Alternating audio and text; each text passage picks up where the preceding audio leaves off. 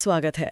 आज हम कोशिका के अंदर चल रही एक बेहद ज़रूरी और कमाल की प्रक्रिया पर बात करने वाले हैं, आरएनए प्रोसेसिंग और स्प्लाइसिंग।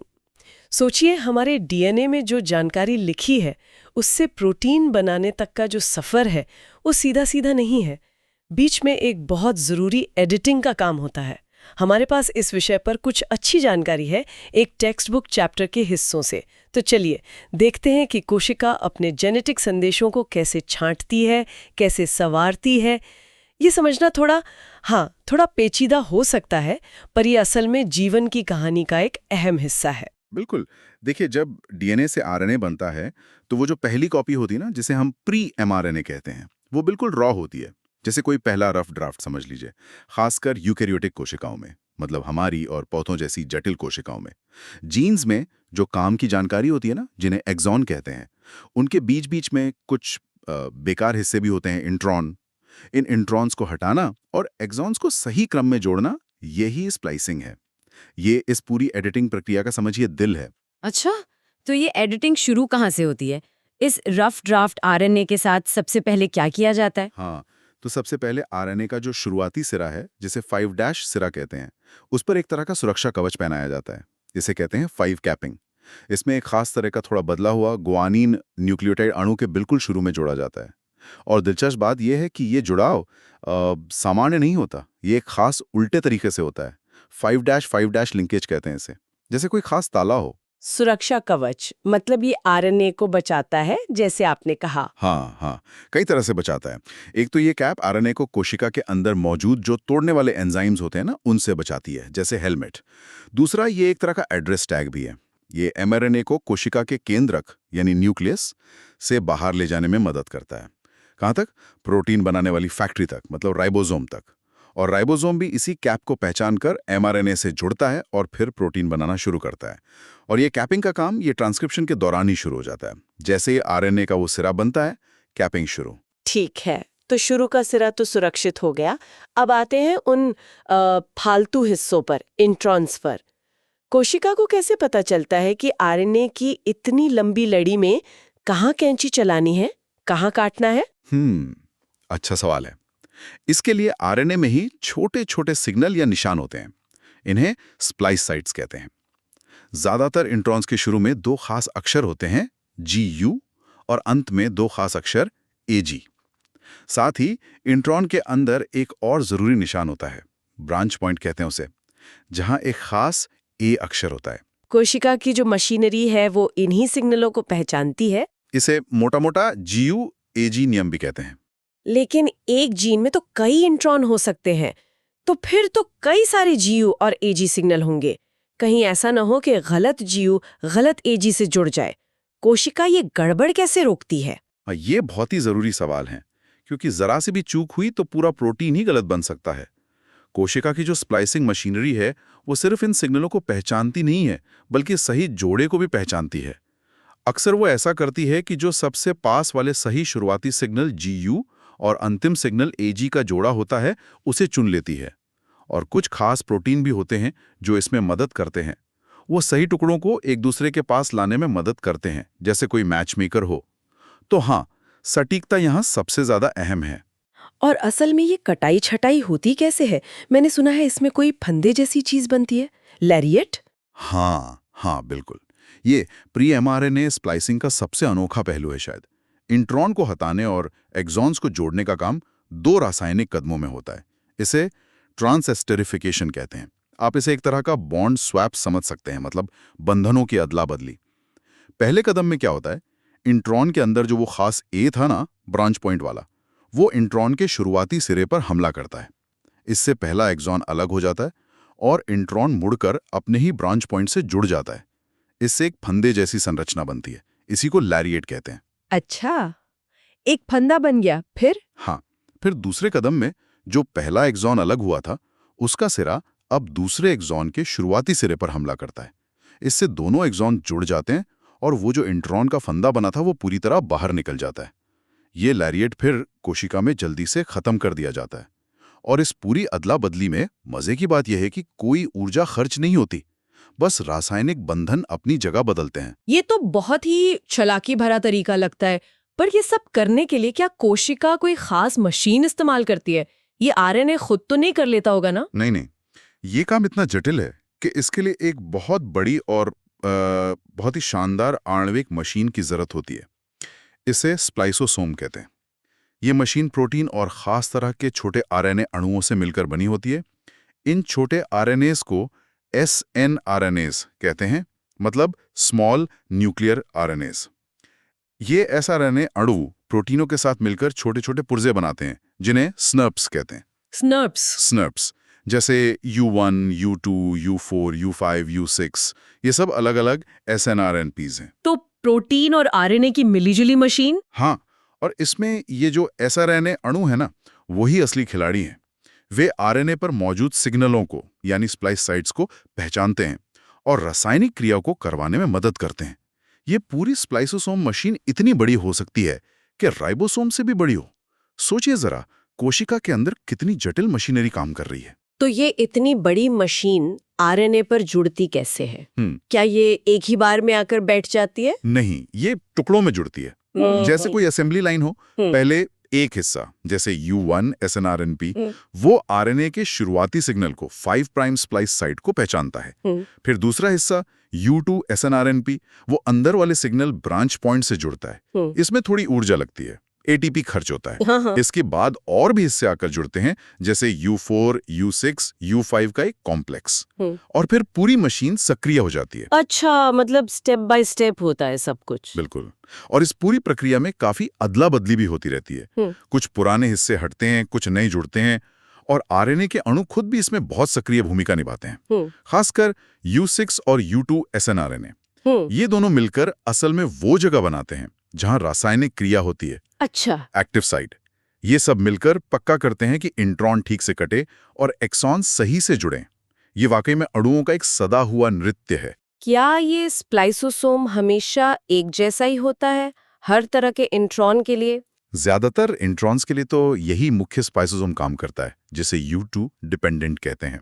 लेकिन कुछ बहुत ही दुर्लभ किस्म के इंट्रॉन्स भी होते हैं जिनके सिग्नल थोड़े अलग होते हैं, जैसे GUAG की जगह AUAC वाले।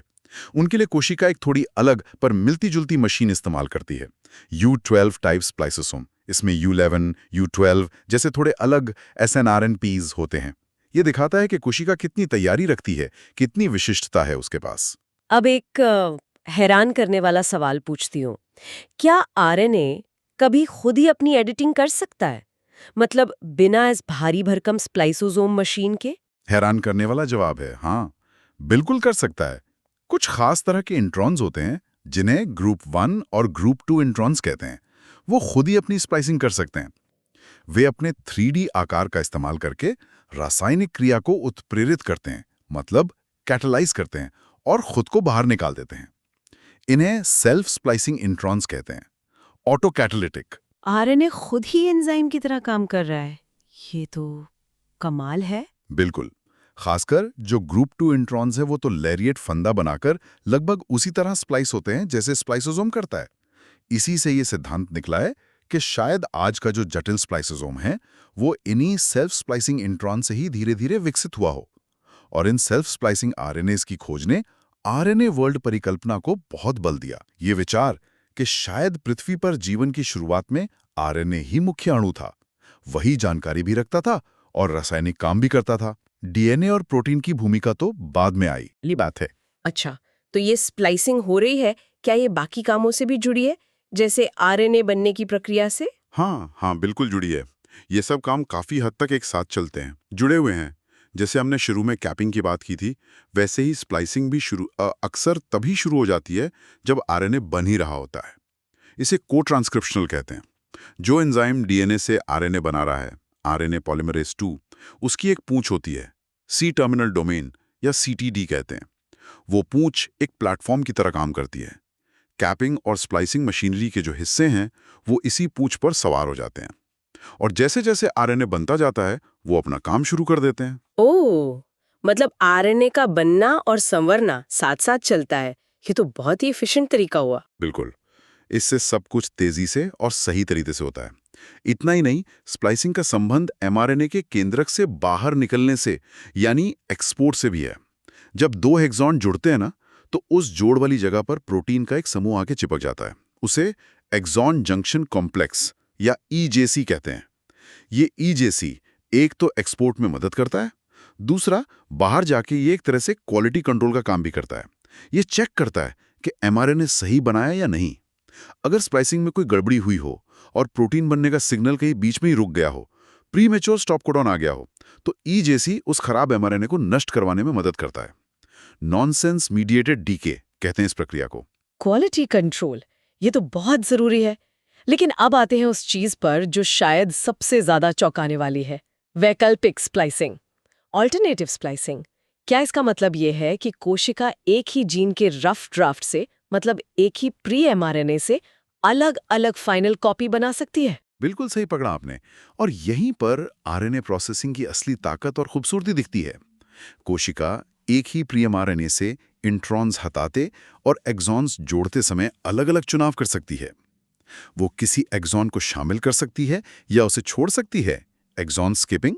वो किसी एक्सॉन के लिए थोड़ी अलग कटिंग साइट इस्तेमाल कर सकती है, ऑल्टरनेटिव स्प्लाइस साइट्स। या कभी-कभी इंट्रॉन को रख भी सकती है, इंट्रॉन रिटेंशन।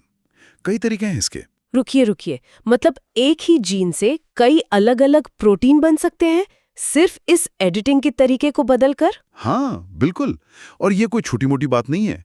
इंसानों जैसे जटिल जीवों में ये बहुत ही आम है। हमारे जीनोम में अंदाजा लगाया गया है कि करीब 20-25 हज़ार जीन ही हैं। जो पहले सोचा जाता था उससे तो काफ़ी कम है, लेकिन हम लाखों तरह के प्रोटीन बना सकते हैं। इसका एक बड़ा राज यही वैकल्पिक स्प्लाइसिंग है। अनुमान है कि हमारे 90% से ज़्यादा जीन्स में ये वैकल्पिक स्प्लाइसिंग होती है। ये जीनोम की सीमित जानकारी से अविश्वसनीय विविधता पैदा करने का एक शानदार तरीका है। 90%। ये तो जीनोम की पूरी कहानी ही बदल देता है। इसका कोई उदाहरण है जिससे ये और साफ हो? हाँ, कई बेहतरीन उदाहरण हैं।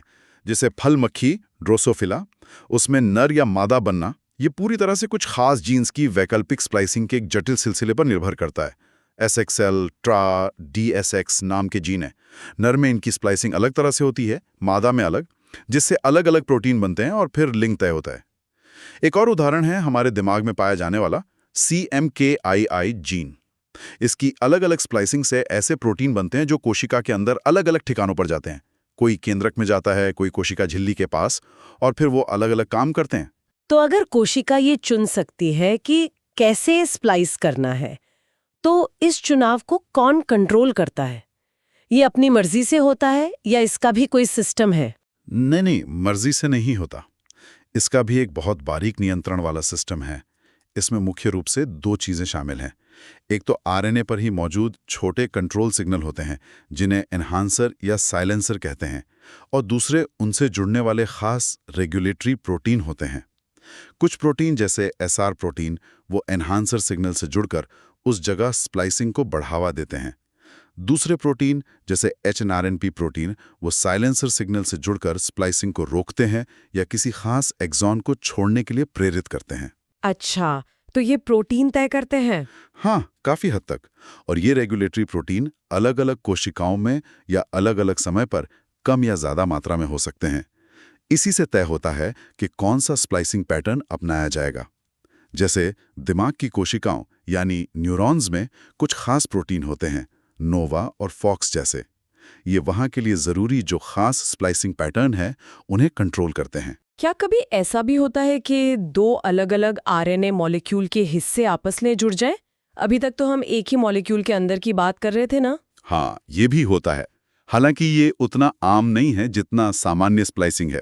इसे ट्रांस स्प्लाइसिंग कहते हैं। सामान्य स्प्लाइसिंग को सिस स्प्लाइसिंग कह सकते हैं क्योंकि वो एक ही मॉलिक्यूल में होती है।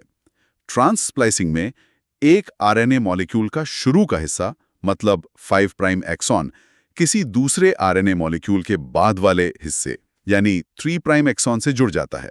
ये कहाँ होता है? ये प्रक्रिया कुछ खास जीवों में काफी देखने को मिलती है, जैसे राउंडवर्म, निमेटोड और ट्रिपेनोसोम, जो एक परजीवी है जिससे बीमारियां होती हैं। इनमें एक छोटा स्प्लाइस्ड लीडर या एसएल आरएनए होता है।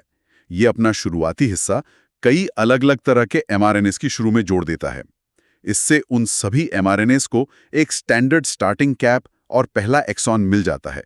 ये वहां पॉलीसिस्ट्रॉनिक ट्रांसक्रिप्ट्स को प्रोसेस करने में भी मदद करता है। ठीक है, तो हमें आरएनए की शुरू की बात की, कैपिंग, बीच की बात की, स्प्लाइसिंग और वैकल्पिक स्प्लाइसिंग।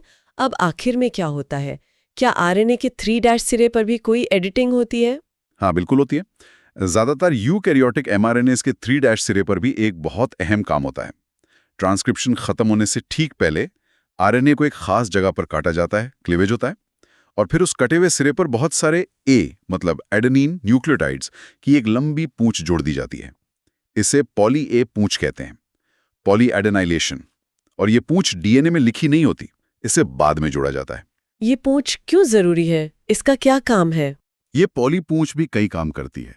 एक तो ये एमआरएनए को कोशिका में ज्यादा देर तक टिकने में मदद करती है, उसे स्थायित्व देती है। दूसरे, ये भी केंद्रक से बाहर निकलने में मदद करती है। और तीसरा, ये प्रोटीन बनाने की प्रक्रिया यानी अनुवाद को ठीक से शुरू करवाने में भी अहम भूमिका निभाती है। इस पूंछ को जोड़ने के लिए भी आरएनए में खास सिग्नल होते हैं, जैसे AAUAA सिग्नल, और खास प्रोटीन मशीनरी लगती है, जैसे CPSF, CSTF और पॉली ए पॉलीमरेज एंजाइम, जो ये ए जोड़ता है। और जब ये 3' सिरा कटता है तो क्या तभी आरएनए बनना भी बंद हो जाता है? मतलब ट्रांसक्रिप्शन रुक जाता है? हाँ, ये दोनों प्रक्रियाएं भी आपस में जुड़ी हुई हैं। जब आरएनए कटता है तो ये आरएनए बनाने वाले एंजाइम आरएनए पॉलीमरेज 2 के लिए एक संकेत जैसा होता है। संकेत कि अब काम पूरा हो गया है और उसे डीएनए से हट जाना चाहिए। Transcription termination. इसके लिए 2 मॉडल सोचे गए हैं। एक एलोस्टेरिक मॉडल, जिसमें माना जाता है कि कटने के से एंजाइम का आकार बदल जाता है और वो हट जाता है। दूसरा टॉर्पीडो मॉडल, जिसमें लगता है कि एक दूसरा एंजाइम पीछे से आकर बचे हुए आरएनए को खाता हुआ उसे धक्का देकर हटा देता है। शायद दोनों ही किसी न किसी रूप में सही हों। क्या सभी एमआरएनएज में ये पॉली ए पूंछ होती है या इसमें भी कोई अपवाद है? नहीं, इसमें एक जरूरी अपवाद है। हिस्टोन प्रोटीन बनाने वाले एमआरएनएस। हिस्टोन वो प्रोटीन है जो डीएनए को पैक करने में मदद करते हैं, और इनकी जरूरत कोशिका विभाजन के एस फेज में बहुत ज्यादा होती है, जब डीएनए बन रहा होता है। इन हिस्टोन एमआरएनएज में पॉली ए पूंछ नहीं होती। इनके 3' सिरे पर एक खास मुड़ी हुई संरचना होती है, एक स्टेम लूप, और इन्हें उसी के पास काटा जाता है। इसके लिए अलग प्रोटीन लगते हैं, जैसे SLBP और एक खास SNRNP भी, U7SNRP। ये अनोखा तरीका सुनिश्चित करता है कि हिस्टोन सिर्फ तभी बने जब कोशिका को उनकी जरूरत हो, यानी एस फेज में। हमने ज्यादातर एमआरएनए की ही बात की। क्या दूसरे तरह के आरएनए जैसे टीआरएनए, जो ट्रांसफर आरएनए होते हैं, जो प्रोटीन बनाने में अमीनो एसिड लाते हैं, उनमें भी स्प्लाइसिंग होती है? हाँ, कुछ टीआरएनए जीन्स में भी इंट्रॉन्स होते हैं, छोटे इंट्रॉन्स, लेकिन उन्हें हटाने का तरीका एमआरएनए स्प्लाइसिंग से काफी अलग है। इसमें स्प्लाइसोसोम का इस्तेमाल नहीं होता। यहाँ पर प्रोटीन एंजाइम ही सीधे काम करते हैं। एक एंडोन्यूक्लियस इंट्रॉन को काटता है और फिर एक दूसरा एंजाइम लाइगेज टीआरएनए के 2 हिस्सों को जोड़ देता है। ये पूरी तरह से प्रोटीन आधारित प्रक्रिया है, आरएनए कैटालिसिस नहीं है यहाँ। अच्छा, अब एक और अनोखी स्प्लाइसिंग का जिक्र था आपकी सामग्री में, जो कोशिका के तनाव में होने पर होती है, अनफोल्डेड प्रोटीन रिस्पॉन्स। ये क्या चीज है? हाँ, ये वाकई एक असाधारण कहानी है। देखिए, कोशिका के अंदर एक जगह होती है एंडोप्लाज्मिक रेटिक्यूलम, ER। वहां प्रोटीन बनते हैं और सही तरीके से मुड़ते हैं, फोल्ड होते हैं। अगर किसी वजह से वहां ठीक से मुड़े हुए नहीं, मतलब अनफोल्डेड प्रोटीन जमा हो जाएं, तो कोशिका के लिए ये एक तनाव की स्थिति है, स्ट्रेस है। इससे निपटने के लिए कोशिका एक सिस्टम चालू करती है, जिसे UPR कहते हैं, अनफोल्डेड प्रोटीन रिस्पॉन्स। ठीक है। इन सिस्टम का एक सेंसर है, IRA1 नाम का प्रोटीन। ये ER की झिल्ली में रहता है। जब तनाव होता है तो ये सक्रिय हो जाता है, और ये खुद एक आरएनए काटने वाले एंजाइम एंडोन्यूक्लियस की तरह काम करता है। ये एक खास आरएनए को यीस्ट में HAC1 और हम स्तनधारियों में XBP1 mRNA को उसमें मौजूद एक छोटे से इंट्रॉन को काट देता है। और ये काम स्प्लाइसोसोम के बिना होता है, मतलब IRA1 खुद काट देता है। हाँ, यही तो खास बात है। IRA1 खुद काटता है और फिर वही एंजाइम जो TNA के हिस्सों को जोड़ता है, TNA लाइगेज, वो इन XBP1 mRNA के एक्सॉन्स को जोड़ देता है। इस अनोखी स्प्लाइसिंग से क्या होता है कि उस mRNA को पढ़ने का तरीका, रीडिंग फ्रेम बदल जाता है, और अब उससे एक ऐसा प्रोटीन बनता है जो एक ट्रांसक्रिप्शन फैक्टर है।